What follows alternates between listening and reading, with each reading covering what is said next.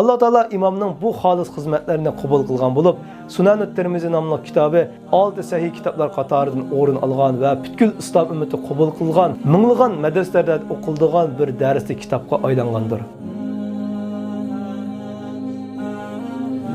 İmam Tirmizi rahimahullah hicretning 209-yili Mavara an-Nahrda, ya'ni bugungi O'zbekistonning Termiz viloyati dunyoga kelgan bo'lib, bu zotning to'liq ismi Muhammad ibn Isa ibn Surat ibn Musa ibn Dahhak as-Sullami Tirmizidir. İmam Tirmizi 20 yosh vaqtida hadislarni xotirlashdiki, ilm safarini boshlagan bo'lib, eng dastlabda o'z diyoridagi va Xuroson atrofidagi muhaddis ulamolardan hadis o'rganishga boshlaydi. Imam yoshlik paytlarida ilm olish yo'lida nihoyatda qiziq bir ishga uchraydi. Darsga oldirganlikdan ustozdan oldingi kuni yozib olgan hadis xotirasini boshqa bir quruq ahvoraqliq daftarga almashtirib qo'ydi. Ustozning oldiga kelganda o'zining kitobni xato olib kelib olganligini bayqagan chaqda ustozi uni o'qigan deydi. Imom Tirmizi mo ahvoraqliq daftariga qarab, oldingi kun yodib olgan hadislarni o'qish boshlaydi. Birozdan keyin ustozi uning ahvoraq qarab o'qiyotganligini ko'rib, quruq daftarga qarab meni ahmoq qilyapsan deb nihoyat xafa bo'ldi. Imom Tirmizi o'zining kitobni xato olib olganligini, ammo tunugungi kitobdagi hadislarni hammani yodlab olganligini aytadi. Buningdan hayron bo'lgan ustozi uningga u anglab baxmagan 40 hadisni so'zlab bergandan keyin Imom Tirmizi u hadislarning bir harfini xato qilib qo'ymasdan to'liq to'g'ri yodga o'qib berdi. Buni ko'rgan ustozi "Men sana o'xshash birini ko'rib baxmadim" deydi. Bu faqat Alloh taolaning Imom Tirmiziga ato qilgan chichanlik va yodlash quvvatidagi kichikkina bir misoldir. Imom Tirmizi Xuroson, Iroq, Hijoz va undan boshqa nurg'un islom iqlimlariga ilm safari qilgan bo'lib, uning ustozlari nihoyat ko'pdir.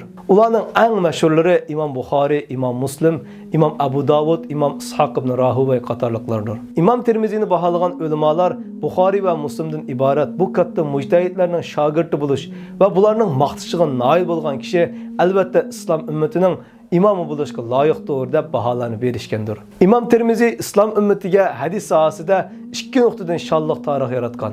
Birinchi, uning hadis kitobi bo'lgan Al-Jami'ut Tirmizi degan kitobidir. Imom bu kitobda 3956 hadis bayon qilgan bo'lib, bu kitob haqida mundaq deydi. Men bu kitobni yozib bo'lgandan keyin Xuroson, Iroq, Hijoz qatorli diyorlarning butkul ulamolariga bu kitobimni ularning baholab berishi uchun avatdim. Ularning hammasi bu kitobga rozi bo'lishdi.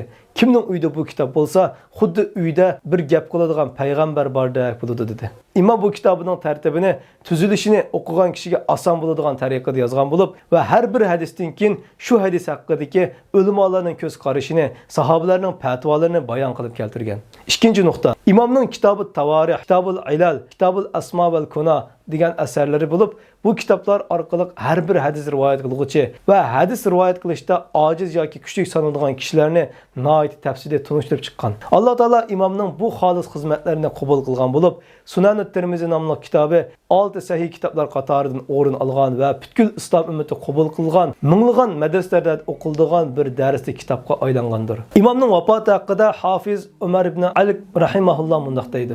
Imom Buxoriy vafot bo'lgandan keyin Xuroson zaminida Imom Tirmizidek taqvodor, hofiz, katta yana bir ulamo qolmagan edi. Imom Tirmizi ustozi Imom Buxoriyning vafotiga qattiq qayg'urib, puli yig'ilganlikdan ko'zi ko'rmas bo'lib, bir qancha yil o'tgandan keyin hijratning 279-yili Rajab oyining 13-kuni Termiz shahrida vafot bo'ldi. Alloh taolo Imom Tirmizidan rozi bo'lsin.